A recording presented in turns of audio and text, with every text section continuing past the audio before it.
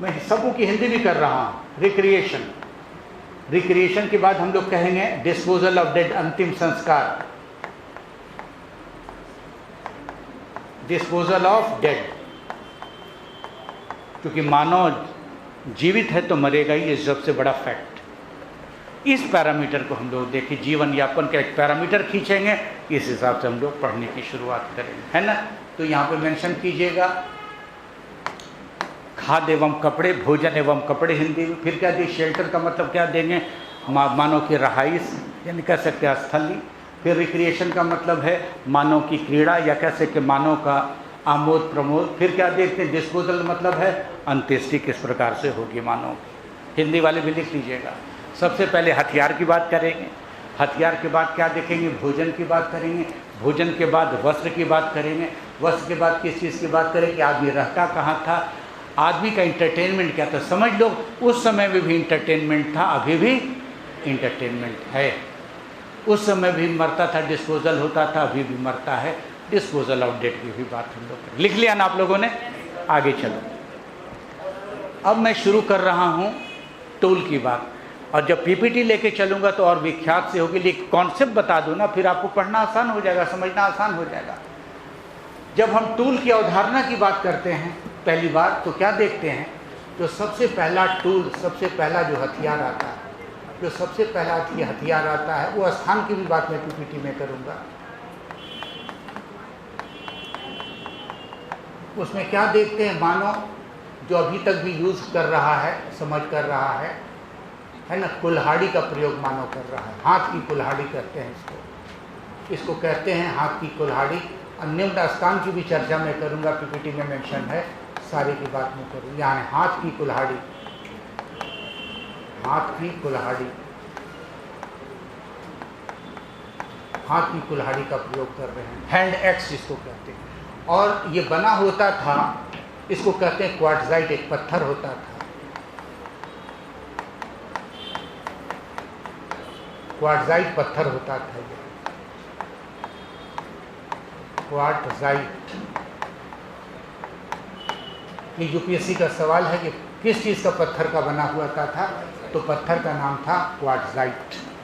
Quartzite stone का बना हुआ पत्थर होता था। तो मानव ने सबसे पहले क्या किया, हथियार को तैयार किया, और हथियार इसलिए तैयार किया कि मानव अपने काम को आसान कर सके। यानी समझ लीजिए कि मानव की जो सबसे बड़ा, भारत के विश्व के संदर्भ में मानव की योगदान की अगर बात करते हैं, तो मानव का सबसे बड़ा योगदान क्या था कि मानव ने हथियार बनाए, और हथियार उनके कामों को सरलता से करता चला गया, है ना। और ये मामला कब का है, 500,000 साल बीसी में, 500,000 साल बीसी में इस प्रकार से आए। और ये भी प्रमाण हम लोग को मिलता है कि धरती पर पहली बार मानव का ये प्रमाण अफ्रीका में मिलता है देखने को, फिर देखते हैं श्रीलंका में, फिर देखते हैं भारत में। लेकिन मानव का जो अवशेष है अब तक भारत में नहीं मिला है, श्रीलंका में मिला है, अफ्रीका में भी मिला है, सीरिया में भी मिला, लेकिन धरती पे मानव का कोई भी अवशेष हम लोगों को अब तक नहीं मिला।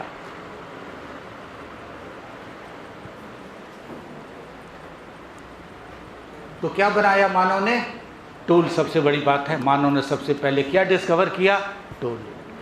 तो अगर सवाल पूछा जाए कि हथियार का डिस्कवरी सबसे पहले धरती पे किसने किया, किस साइंटिस्ट ने, जवाब देना नहीं, ये पैलियोलिथिक मैन थे, या कह सकते हैं प्रागैतिहासिक काल के कौन थे, मानव थे, जिन्होंने इस टूल का, हथियार का कहा जाता है डेवलपमेंट किया। तो सवाल का जवाब मिला। फिर सवाल उठता है क्या, टूल के बाद क्या था, दूसरा क्या था, फूड था।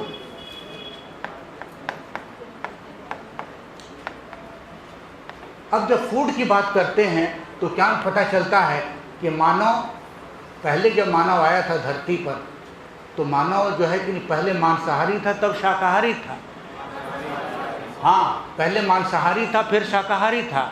तो जब मांसाहारी की बात करते हैं तो उसको कहा जाता है अंग्रेजी में टर्म होमो हेबिलिस, होमो हेबिलिस। इसको हिंदी में भी लिखिएगा होमो हेबिलिस, होमो हेबिलिस, होमो हेबिलिस कहेंगे। इस पीरियड में जो देखा जाता है, प्रमाण क्या मिलता है, मानव का जो मुख है, मानव का जो मुख है इस प्रकार का मुख है। इसमें क्या देखते हैं कि कैनाइन जैसी चीज़ें नज़र आती हैं, और ये पूरी 4 चरण की चीज़ मिलती है। पहला होमो हेब्रिस मिलता है, उसके बाद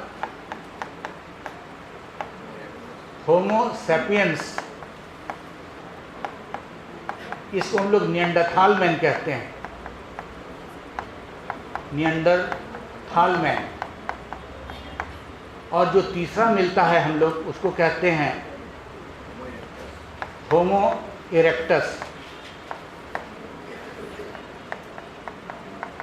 उसके बाद होमो सैपियंस सैपियन, ये लिखा हुआ भी है आपके पीपीटी में है, 4 स्टेजेस में हुआ।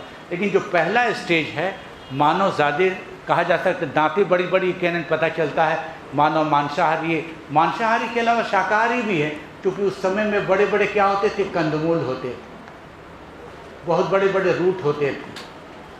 तो ऐसे रूट को भी खाने के लिए क्या देखते हैं, मानव को बड़े बड़े दांतों की आवश्यकता रही होगी, ये प्रमाण मिल जाता है आदमी। तो अभी जो हम लोग करते हैं कि मांसाहारी आदमी अच्छा नहीं है, शाकाहारी अच्छा है, तो ये विभेद नहीं रखना चाहिए, क्योंकि मानव शुरू से ही, क्रम से ही, विकास से ही क्या देखते हैं, मानव शाकाहारी भी है, मांसाहारी भी है। अगर वर्तमान समय कोई वेजिटेरियन भी है, नॉन वेजिटेरियन में है, तो कोई दुश्वारी नहीं, उससे आप घृणा मत करो, क्योंकि बिगनिंग ही विकास इसी चीज़ों से हो रहा है। फूड के बाद क्या था बच्चे, फूड के बाद क्या था, शेल्टर। अब देखो खास बात,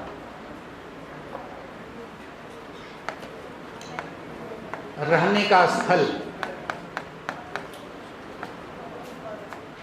या कह सकते हैं शेल्टर।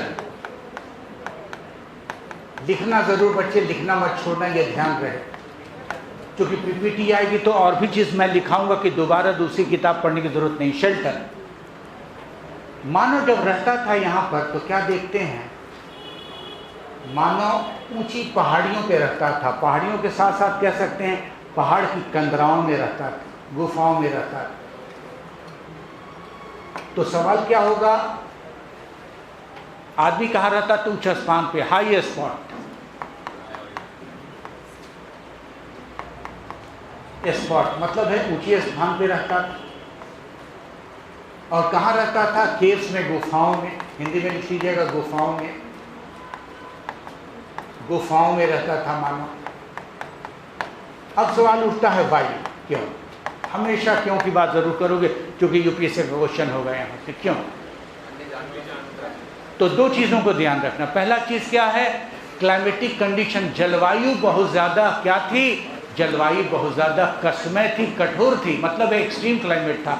क्लाइमेट क्या होता था, -70 डिग्री, -70 डिग्री, -45 डिग्री, यानी टेम्परेचर बहुत ही कोल्ड था। तो मानव अपने को सुरक्षित रखने के लिए गुफाओं में रहता था। यानी अब तक मानव ने मकान नहीं बनाया, मानव कहाँ रहता था, गुफाओं में रहता था। और गुफाओं में रहने का दूसरा उद्देश्य क्या था कि जंगली जानवर उस जमाने में डायनासोर टाइप के जानवर हों, तो मानव को 2 सुरक्षा मिलती थी। एक सुरक्षा किससे मिल गई, जलवायु से, दूसरी सुरक्षा क्या मिल गई, तो मानव ने इसको खोज कर लिया, उपाय ढूंढ लिया मानव, है ना। मानव की सबसे बड़ी, यानी सबसे बड़ी समस्या क्या थी मानव की, अपने जीवन की सुरक्षा। दूसरी चीज़ क्या थी, मौसम की सुरक्षा थी ना। अभी आपको किस चीज़ से सुरक्षा करना है, आतंकवादी। जयपुर में है क्या आतंकवादी, है। देखो हाइपोथेटिकल बात नहीं करेंगे, आतंकवादी होता तो मैं आता क्या दिल्ली से, दिल्ली से बड़ा कोई गढ़ रहा है क्या आतंकवादियों। आतंकवादियों को तो सफाया कर दिया मैंने, और कर रहा हूँ, करूँगा आने वाले दिन में। जी भाई उस समय तो था एक्सट्रीम, क्यों था, वो क्या है, आइस एज था, ग्लेशियल एज था। धीरे धीरे वायुमंडल डेवलप कर रहा था, पर्यावरण बदल रहा था, है ना। अब जब जाएंगे हम लोग थ्योरी में कि अर्थ कैसे हुआ है, तो जियोलॉजिकल फेज है, लेकिन ऐसा शुरू हो गया था। शुरू में क्या था, उसको क्या प्लेस्टोसीन पीरियड कहा जाता है। जलवायु बहुत ठंडी थी, क्लाइमेटिक कंडीशन बहुत क्या था। क्योंकि अगर मैं जाते हैं तो फिर मुझे जियोलॉजी पढ़ाना होगा, जिसका कंसर्न नहीं है, हम हिस्टोरिकल फेज की बात करें। क्लियर हो गया। तो 2 चैलेंजेस थे आदमी को। पहला चैलेंजेस क्या था, मौसम। दूसरे चैलेंजेस क्या था, जंगली जानवर। अभी आपके पास चैलेंजेस क्या है, जल्दी से बता दो तो। चैलेंजेस है टेक्नोलॉजी के दुष्प्रभाव। बेटा ठीक ठाक से सोचो, सच की बात करो, प्रैक्टिकल की बात करो, प्रैक्टिकल से दूर नहीं हो। जल्दी से सोचो, बताओ बेटा, 2 मिनट का टाइम दिया आप लोगों को। तुम्हारा सबसे बड़ा चैलेंजेस क्या है? बैठ के बच्चा बैठ के, यहाँ यूपीएससी क्लास में बैठ के मैं ट्रेनिंग दे रहा हूँ लवासना में आप लोगों को, ये मान के चलो।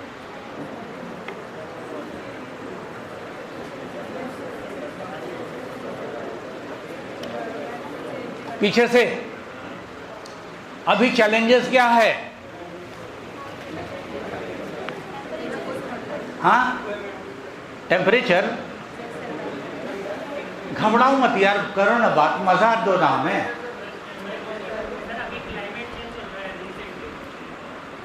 चैलेंजेस जीवन का, क्लाइमेट से क्या लेना है तुमको? कितना मस्ती से जी रहे हो, बटन खोल के घूम रहे हो। क्लाइमेट, ठंडा पानी, गर्म पानी, सब एसी से लेकर सब कुछ। कहाँ चैलेंजेस? हाँ जी, चैलेंजेस क्या है लाइफ का?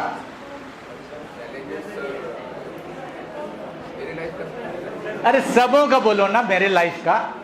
यहाँ सब के सब एक कम्युनिटी हो, एक क्लास हो। सिविल सर्विस एस्पिरेंट्स, ना कोई अमीर है, ना गरीब है, ना पुरुष है, ना महिला है, सब के सब एक क्लास है, सिविल सर्विस एस्पिरेंट सभी। फिलहाल तो सर एक चैलेंज है, वो है ट्रांसलेशन का। देख लीजिए, समझो, सबसे बड़ा चैलेंजेस है आपका भूखमरी, अनएम्प्लॉयमेंट। और अगर मेल को नौकरी नहीं मिली तो शादी नहीं होगी, लिखा होगा एक्सपायरी डेट में आ गए हो आप। नॉट टू बी यूज दवा में लिखा होता है, नॉट टू बी यूज, लेकिन नॉट टू बी मैरिड। सबसे बड़ा चैलेंजेस आपका है अनएम्प्लॉयमेंट, भूखमरी, गरीबी। नोट करो इस चीज। आप सभी आए हो एक ही चीज के लिए कि नौकरी मिले, नहीं तो फिर गरीबी है, भूखमरी है, मरने के अलावा कोई रास्ता नहीं। इतनी क्षमता नहीं है कि तुम 10 घंटे जाके धूप में काम करो, मर जाओगे। तब मैं तो वही निदान के लिए तो आया हूं। मौलिकता की बात करो ना यार, हाइपोथेटिकल बात मत करो, है ना? शादी नहीं, यानी अच्छे से नौकरी, शादी गड़बड़ से कर देगा, सोचो जीवन नरक हो जाएगा। मिस्टर खान, सोचती हो ना, कोई मजदूर से शादी करोगी क्या? नहीं ना। तब कहां से घुमाएगा फिर आएगा? तब मैकडोर कहां से ले जाएगा? आप सोचो ना। सबसे बड़ा चैलेंजेस क्या है? बच्चा, गरीबी, भूखमरी, अनएम्प्लॉयमेंट। जब ये कर सकते हैं कंपीट, तो तुम क्यों नहीं कर सकते हो? जब ये अपनी समस्या का समाधान कर सकते हैं तो तुम क्यों नहीं कर सकते हो? मैं इसीलिए सोच बदलने आया, और इतिहास के माध्यम से सोच में बदल दूं। बच्चा क्लियर हुआ, नहीं हुआ? क्लियर हो गया ना? तो इन्होंने इस दोनों चैलेंजेस को सकारा और दूर कर दिया, निकल गए इस। तो सबसे बड़ा चैलेंजेस क्या था? सबसे बड़ा चैलेंजेस क्या था? एक तरफ देखते हैं कि मौसम, और दूसरी तरफ के देखते हैं जंगली जानवर। ठीक है? कैसे इन्होंने अपना निदान कर लिया? निदान किया। इन्होंने किया क्या? इन्होंने क्या किया? इन्होंने किया क्या कि जब स्टोन बना रहे थे, औजार बना रहे थे, तो स्टोन पे स्टोन, यानी पत्थर पे पत्थर को जब रगड़ते थे तो क्या पता चला इनको? पत्थर पे पत्थर को निकलने के बाद क्या नजर आता है? आग निकल पड़ी।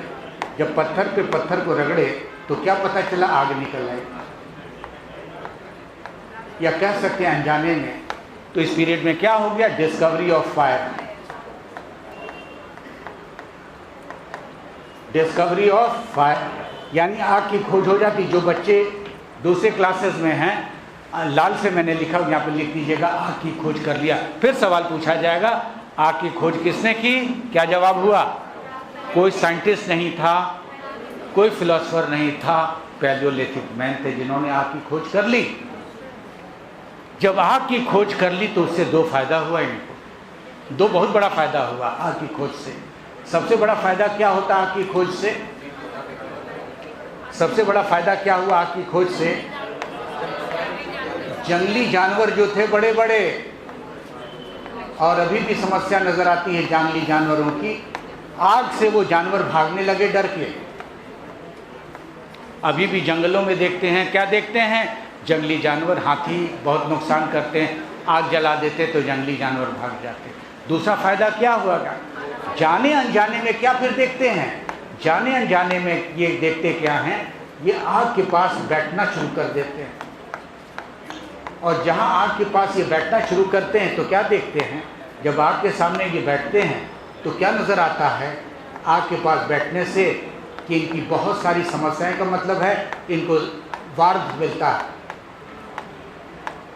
मतलब क्या है, आग से इनको गर्मी मिलती है, और आग से जहाँ इनको गर्मी मिली तो सबसे बड़ा फ़ायदा क्या है, इनका लाइफ बढ़ जाता। पहले इनका उम्र होती थी 17 से 18 साल, 17 से 18 साल, लेकिन जब आग के पास बैठने लगे इनकी उम्र सीमा 25 साल बढ़ जाती। दो चीज़ों का फ़ायदा हुआ। पहली चीज़ क्या हुआ, इनका जीवन बढ़ गया।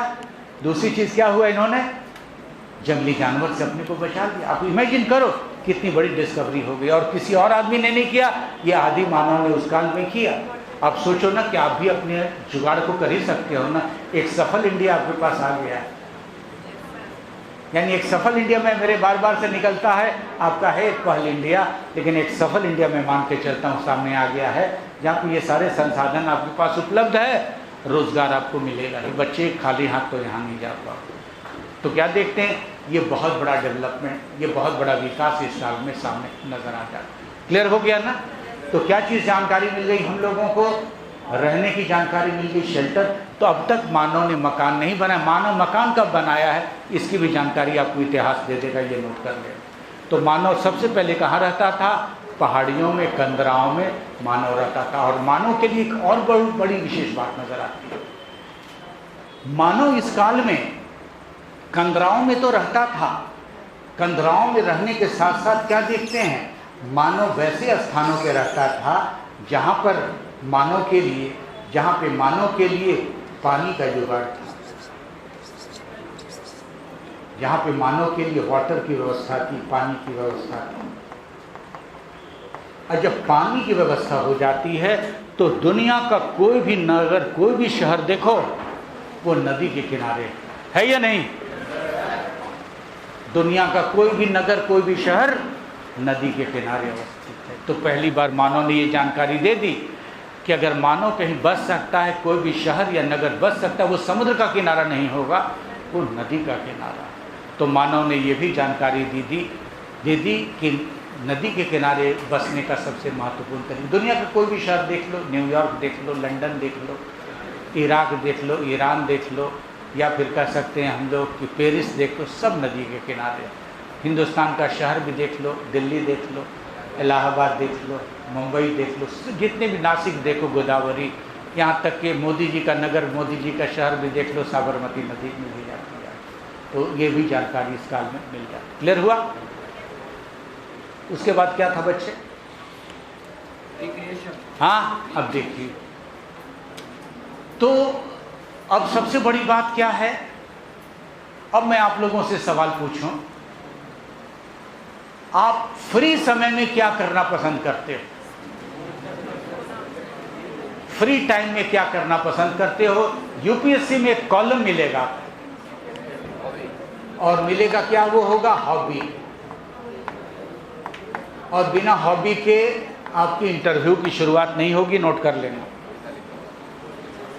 हाँ जी मिस खान, फ्री टाइम में क्या करती है, हाँ ठीक है, चलिए इनका पसंद है सोना, अच्छी बात है, कोई पसंद हो आपका जी, हाँ पोइट्री, ठीक है, आपका जी।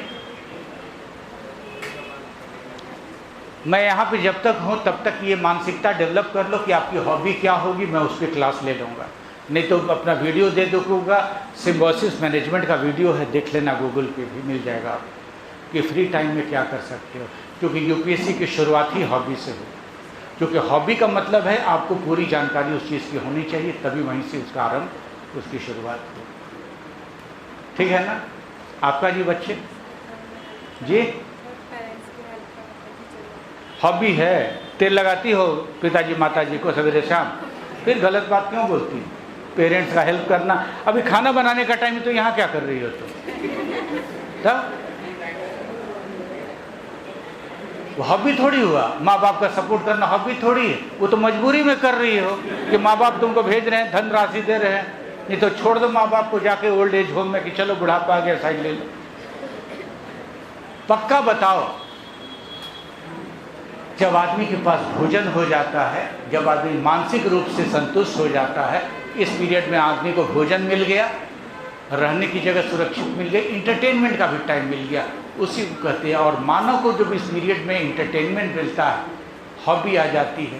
लेकिन हॉबी के पहले भी एक और चीज़ को जान जाओ। हॉबी के पहले लिख लो आप क्लोथिंग, क्लोथिंग लिखो आप, आपने गलत बोला, क्लोथिंग वस्त्र।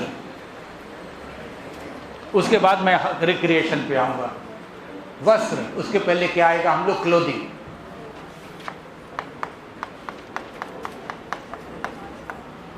क्लोथिंग का मतलब हो गया वस्त्र। वस्त्र सबसे पहली बार मानव ने वस्त्र, कपड़ा, बेटा समझ गया ना, पढ़ा जा रहा है वस्त्र। मानव ने सबसे पहली बार जो कपड़ा, वस्त्र का जो इस्तेमाल किया, जो वस्त्र का इस्तेमाल किया, वो क्या किया? Bark of the tree, Hindi में लिखिएगा